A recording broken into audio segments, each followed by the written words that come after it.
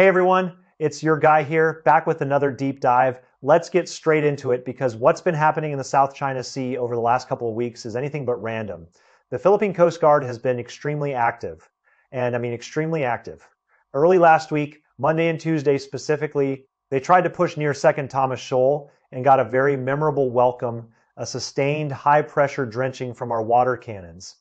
Not learning their lesson by Thursday and Friday, they were at Scarborough Shoal, apparently queuing up for round 2 of that same refreshing spray. And then, right after all that chest thumping, President Marcos Jr. comes out trying to sound reasonable, talking about resetting relations with China.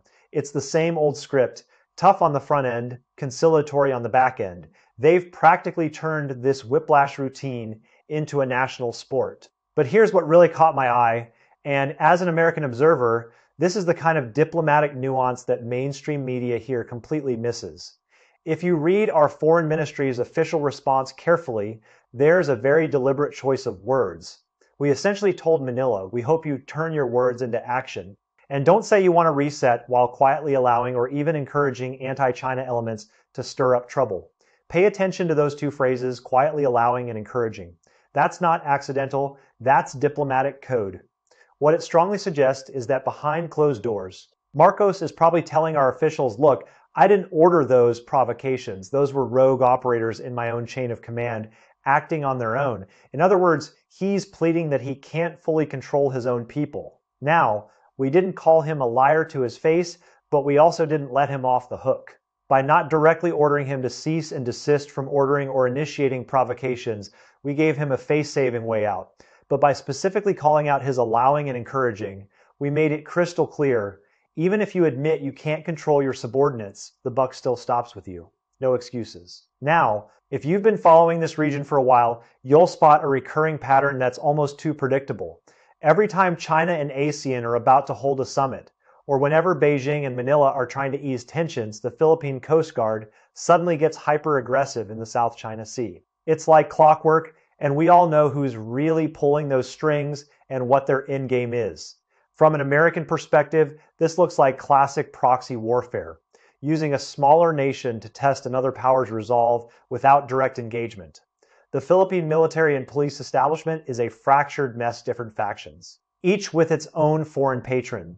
Compared to Duterte, Marcos Jr. has significantly less political capital and a much weaker grip on power. Since he took office, there have been multiple internal power plays within the military, political infighting among police factions, and a general sense of instability. He only managed to steady the ship this year thanks to a massive infusion of American financial aid and military hardware. And let's be honest, as an American, I know that's exactly how we operate when we want to keep a friendly government afloat. That bought him some breathing room, but just barely. And among all those competing factions, the one most thoroughly penetrated by external influence, you guessed it, the Coast Guard. Let's be brutally honest about the numbers. The Philippines' overall naval power is at the very bottom of the ASEAN barrel. But this Coast Guard, they're abnormally aggressive toward us. And paradoxically, they've become the most well-equipped maritime force in the region. As of this year, they already have over 40 modern patrol vessels, with another 40 plus currently under construction abroad. Their total fleet is on track to exceed 100 ships very soon. That includes 7 2,000-ton offshore patrol vessels and over 50 high-speed assault craft backed by a reasonably sophisticated satellite and maritime intelligence network.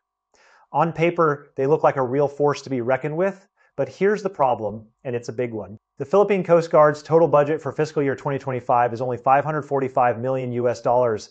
That's it. That money has to cover 30,000 personnel, day-to-day operations, maintenance, fuel, everything.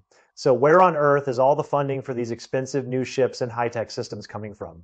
The answer is our old friend, Japan, and to a lesser extent, the Americans for well over a decade. Now, Japan has been bankrolling the Philippine Coast Guard so generously that you might as well call it the Imperial Japanese Auxiliary Fleet. It started back in 2013, when Japan basically gave away 10 44-meter Perola-class patrol boats on a heavily subsidized deal, more gift than sale. The very same boat that got hosed down near 2nd Thomas Shoal last week. That's one of them. Then in 2016, Japan launched Phase 2, constructing 297-meter offshore patrol vessels with a full load displacement of 2,600 tons, complete with helicopter hangars and advanced communications gear. Those are now the crown jewels of the Philippine fleet. And both were actively deployed at Scarborough Shoal and 2nd Thomas Shoal during this latest round of provocations. And they didn't stop there. In 2024, Japan initiated Phase 3, ordering 5 more of those same 97-meter vessels. But it's not just about hardware. Japan is providing end-to-end support, spare parts, maintenance, crew training, and joint exercises. They're basically holding the Philippine Coast Guard's hand through every step of building operational capability. It's a comprehensive package designed to create long-term dependency, something we Americans understand perfectly because we've been doing the same thing with our allies for decades. Now, Japan isn't the only one writing checks. The United States has donated several used Island-class and Cyclone-class patrol boats, vessels that we've retired from our own Coast Guard and Navy, plus 3 maritime patrol aircraft to boost their surveillance reach. Australia has chipped in 456-meter offshore search and rescue patrol ships in recent years, along with a batch of maritime drones. France is currently building 40 aluminum-hulled high-speed shallow watercraft for them, perfect for quick raids and coastal operations, and Canada, while not providing vessels, offered a free shore-to-ship satellite detection system that, since 2023, the Philippine Coast Guard has openly boasted allows them to lock onto our vessels from long distances. So let's be clear, when our Coast Guard personnel face off against the Philippines in the South China Sea, they're not just dealing with a local force. They're facing a modernized, multinational coalition in miniature, equipped with Japanese, American, French, and Australian systems, backed by Western maritime intelligence networks, and trained by foreign advisors. Without that overwhelming external support, especially from Japan and the US, the Philippines simply wouldn't have the capacity to sustain this kind of prolonged confrontation with us. It's not even close. And as an American, I have to acknowledge that this is exactly how our global strategy works. We fund, equip, and train proxy forces to do the dirty work while we stay in the background. Now, here's a rule of thumb in military affairs that we Americans understand well from our own experience. When a country adopts your equipment, it inevitably adopts your training, your doctrine, and ultimately your influence. The supplier gains the ability to quietly elevate individuals who are aligned with its interests, especially in critical moments. The relationship between the Philippine Coast Guard and the Japan Coast Guard is a textbook case of this dynamic. And honestly, it's the same playbook we've run in countries from South Korea to Ukraine from 2015 to 2021. Philippine Coast Guard officers participated in Japanese aid programs that sent them to Japan for graduate degrees in maritime security. That became a well-known fast track to promotion within the Philippine maritime hierarchy. Just like how our own programs at the Naval War College or West Point create lifelong networks of influence among foreign officers. At the same time, the Japan Coast Guard set up mobile cooperation teams that regularly fly to Manila to train skippers, navigators, maintenance chiefs, and operational planners. When they identify promising candidates, people who are cooperative, receptive, and loyal, they offer advanced training opportunities and joint exercise slots, essentially cultivating a whole generation of pro-Japanese officers. Once those officers rise through the ranks, they gain the ability to influence operational decisions from within. And here's the key: at a moment's notice, a single phone call, a few coded hints, or a discrete financial transfer can activate those well-placed assets. They'll find an excuse to rush into a confrontation, creating a perfectly timed incident that serves the strategic interests of their foreign handlers. That's not conspiracy theory. That's how influence operations work, and it's why the timing of these maritime skirmishes always seems so uncannily precise. From where I sit, it's a textbook example of how great powers manage conflicts without directly fighting each other. So how do we solve this problem? I know a lot of you watching this are thinking, just hit them hard. Make them pay a price so steep they'll never try again. One good punch and the rest of the fights stay away. That was the lesson of the Korean War, right? Honestly, emotionally, I'm right there with you. I feel that anger too. And as an American, I can tell you that we've had that same debate ourselves many times. From Vietnam to Iraq to Afghanistan, but in the South China Sea, we have to be more calculated than that. The punch we threw in Korea landed square on the United States, the main existential threat to China at the time. It hurt so badly that subsequent punches never materialized. But the South China Sea is a different battlefield. The Philippine Coast Guard isn't an independent force. It's a Frankenstein's monster stitched together from imperialist handouts. This isn't a simple China-Philippines bilateral issue. It's about the United States, Japan, and the broader Western alliance operating through proxies. The Philippines is just a zombie puppet pushed to the front lines. Even if we wiped out the Marcos family entirely, there are over 160 other political dynasties in that country, all of them cultivated and bankrolled by the US for over a century. Remove Marcos, and you've got ox Arcos or cow Arcos waiting in the wings. You can't just chop your way through all of them. That's not strategy, that's reckless self-destruction. And we Americans should know better than anyone. We tried that regime change approach multiple times, and it rarely ends well. The Korean punch worked because we hit the right target. The problem in the South China Sea is that any wild swing might just hit a puppet, while the real puppeteers, the ones pulling the strings from Washington and Tokyo, would love nothing more than to see us bogged down in a quagmire bleeding resources and attention. While they sit back and reap the benefits, that's exactly the trap they've set. From an American strategic perspective, this is textbook fight someone else's war on their chosen terrain. And we've fallen for that before. We're not going to do it again. Now, I can already hear some of you pushing back. So what? We just take it after all these years of building up our military. Are we supposed to be Ninja Turtles? That piece of rotten meat is stinking up our doorstep. Are we just going to let it fester? Hold on, take a breath. Let's actually look at the map, and then let's look at history, because the facts on the ground tell a very different story from the narrative of passivity. And as an American, I appreciate a good long-term strategy when I see one. If you study the map carefully, you'll see that over the past 10 plus years, even without a full-scale war, our squeeze play has been remarkably effective. Right now, 2nd Thomas Shoal has that broken Philippine warship parked on it. A relic from 1999, but here's the key, that Shoal is only 30 kilometers away from Meiji Reef. And Meiji Reef, we've turned it into a full-fledged base with a deep water port and a large airstrip through some truly impressive engineering. The kind of rapid infrastructure buildup that would make the U.S. Army Corps of Engineers take notice.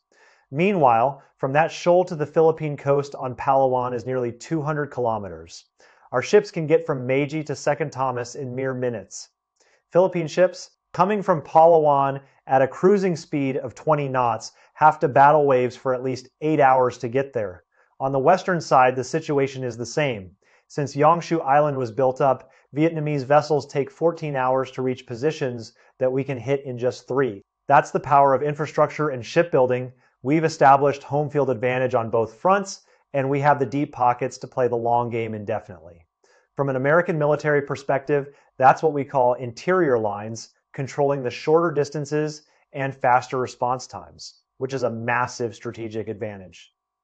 Now, let's step back and look at the broader historical arc. Before the 1970s, the South China Sea Islands were uncontroversially recognized as Chinese. The disputes only started after a 1968 UN report revealed massive oil and gas reserves under the continental shelf, followed by the UN Convention on the Law of the Sea proposing the 200 nautical mile exclusive economic zone concept. That got all our neighbors salivating around that same time, the Kuomintang, who were historically quite generous with Chinese territory, used a typhoon as a flimsy excuse in 1971 to abandon Zhongyi Island to the Philippines. That one act opened the floodgates, encouraging Manila, Hanoi, and others to start grabbing our islands aggressively.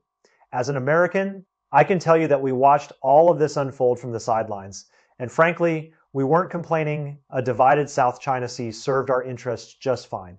Thankfully, we still had the People's Liberation Army Navy, and their campaigns to reclaim territory were textbook examples of exploiting Cold War geopolitical shifts. In 1974, as the United States was pulling out of Vietnam and the Saigon regime was on its last legs, we launched the Battle of the Paracel Islands. Taking control of the northern core of the South China Sea, that victory laid the foundation for all subsequent operations in the Spratlys.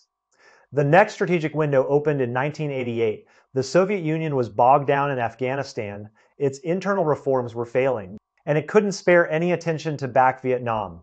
Another case of great power distraction, creating opportunity. We used a UN mandate to build a marine observatory on Yangshu Reef, a perfectly legal justification, and moved in. That led to the Battle of Johnson South Reef, where we won decisively and occupied 6 reefs, establishing our first permanent foothold in the Spratly heartland. But we had limited capabilities back then. Johnson South was over 900 kilometers from Sanya. Our J-8 fighters could barely reach it, with only minutes of loiter time. Vietnamese aircraft, by contrast, were only 600 kilometers away, presenting a serious threat. So we had to stop there and consolidate. That's the kind of realistic assessment that American military planners would respect. Knowing your limits and not overextending, but the end of the Cold War gave us another golden opportunity. In 1992, Russia pulled out of Cam Ranch Bay, and the United States left Subic Bay, two massive power vacuums in the region. American support for the Philippines shrank dramatically, so we seized the moment. Under the cover of building fishery support facilities, a civilian-sounding rationale, we moved into Meiji Reef in 1995. But Meiji is even farther from Sanya, over 1,130 kilometers, far beyond any fighter escort range at that time. The Philippines reacted furiously, even threatening to bring the U.S. military back. At that stage, we were simultaneously trying to push economic cooperation with ASEAN and faced significant military risks. So we had to settle for securing Meiji and couldn't push the extra 30 kilometers to Second Thomas. Any American general would tell you that was the right call, consolidate what you have, rather than overreach. And our enemies know how to exploit timing. Everyone remembers that the Philippine wreck ran aground on May 9, 1999. The day before, on May 8th, was the day the United States bombed our embassy in Belgrade. One of the three greatest humiliations for our generation. U.S.-China relations went into a deep freeze overnight, and the Philippines took advantage of the chaos to sink that old ship and create a de facto occupation. Under that extreme pressure, we couldn't immediately strike back. So they got away with their dirty trick, for the time being as an American looking at this. I have to admit, that was a classic exploitation of a crisis moment, and we've done the same thing ourselves in other parts of the world. But apart from that one backslide at Second Thomas, every move we've made in the South China Sea has been about advancing our position without triggering a catastrophic war. When we can win fast and decisively, we do. When law enforcement can handle the job, we don't deploy the Navy. When we can slowly squeeze out the opponent over months and years, we don't rush into a premature showdown. This approach has proven effective time and again, and it gave us the famous Scarborough Shoal model in 2012. From an American strategic perspective, this is textbook gray zone warfare, operating below the threshold of armed conflict to achieve your objectives. Here's how that played out. In April of that year, a Philippine frigate cornered 12 of our fishing boats in the Scarborough Lagoon and tried to board them. Our maritime surveillance ships arrived just in time to protect the fishermen, and a tense standoff erupted. On May 9th, the United States suddenly reaffirmed the Mutual Defense Treaty with the Philippines and sent a nuclear attack submarine to Subic Bay as a blunt show of force, a move that any American viewer would recognize as classic gunboat diplomacy at that moment. If we had responded with military force and the U.S. had intervened, we would have been in an extremely difficult position militarily, diplomatically, and strategically. So we pulled a clever, low-risk maneuver. On May 14th, just days after the U.S. sub arrived, China's Agriculture Ministry issued the annual South China Sea summer fishing moratorium. Here's the beauty of it.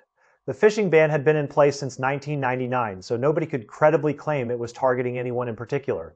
But Scarborough Shoal is unquestionably Chinese waters. So the 2.5-month ban fully applied there. Our fisheries patrol boats increased inspections and enforcement, exercising our jurisdiction without using a single naval vessel. It had nothing to do with the American submarine. It was a purely administrative measure. This is what we call in the military asymmetric response.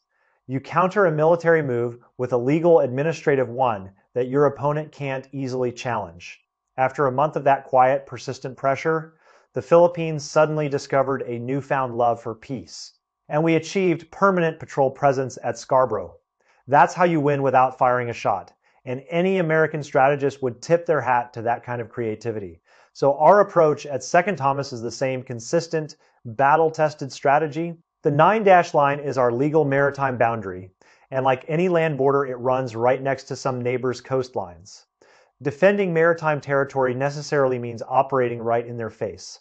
Geographically, they have proximity advantages. But since 1974, through over 50 years of careful salami slicing without breaking the peace, we've advanced each time at minimal cost and maximum effectiveness. Now, whether it's combat readiness, logistical sustainability, or intelligence coverage, we're fully prepared for any scenario. If someone wants to drag this out, we can outlast them economically, militarily, and politically. If someone wants to fight, we're ready, and they'll be the ones who end up destroyed. From an American point of view, this is the kind of patient, resource-intensive strategy that we ourselves used during the Cold War, except now we're on the receiving end of it. Think about the bigger picture here. Every single one of those historical moves, 74, 88, 95, 2012, was executed without triggering a major power confrontation. That's not luck. That's strategic patience combined with ruthless opportunism.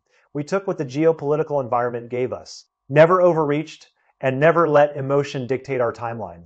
And the result, we now control more of the South China Sea than at any point in modern history, while our adversaries, the United States, Japan, and their allies, are left scrambling to react to our moves rather than the other way around.